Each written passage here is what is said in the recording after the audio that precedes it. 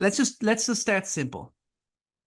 We do an auction draft, of course. So we every year since obviously it began, we have a certain amount of keepers that we can take. So we're not going to get too much into that. So there's also going to be people that are drafting in the categories league. And if you have the number one pick, who are the guys that you are taking with that number one pick?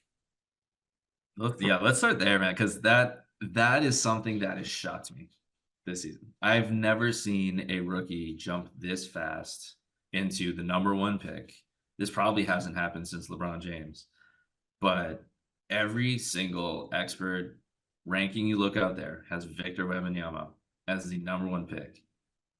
Do we start that? Like, is there any reason that he should not be the number one pick? If you are drafting number one, if you haven't, I mean, the auction, this is why we don't talk about auctions. It's so difficult to project out like how much someone's going to go for it, especially every league's going to be, people are going to be aggressive here and there. But in terms of just like straight up who is the best player, it's hard not to argue for Wemby. Yeah, it's pretty crazy. When I saw him as the number one ranked on Yahoo, I was like, what? He's already at number one. I was expecting him maybe to be five or six, but already at number one. I was stunned.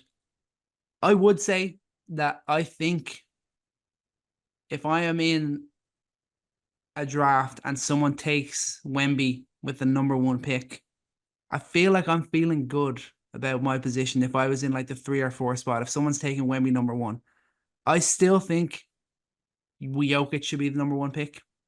Mm. I still think there's a argument to be made that Jokic is more durable than Wemby. He's going to be more efficient. Yeah, he's not going to have the block numbers, but maybe Wemby eclipses him in points. But when Jokic puts up a near basically like a 27-point triple double, that's what he averages with greater efficiency than we're going to see from Wemby. Yeah, he maybe doesn't have the steals and blocks that Wembanyama does, but I think there's still reason to be a little bit cagey with Wemby. But obviously, the risk probably is worth the reward. But I maybe wouldn't go number one with him. I'd maybe look What are if you I was afraid the of? if I was the number two or three pick. Health and The efficiency. health. The That's what I'm looking at. Yeah, I mean, obviously, you're going to get a better field goal percentage from Jokic, and you're going to get better free throw percentage. But I think that the allure is the 3-point shooting and the blocks and steals.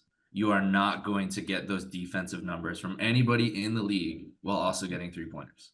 That's true. Like the that's what's so tantalizing about his talent. Not just like, I mean, in real life and in fantasy, the fact that he has a shot form, he has the looks, he has the confidence in shooting it.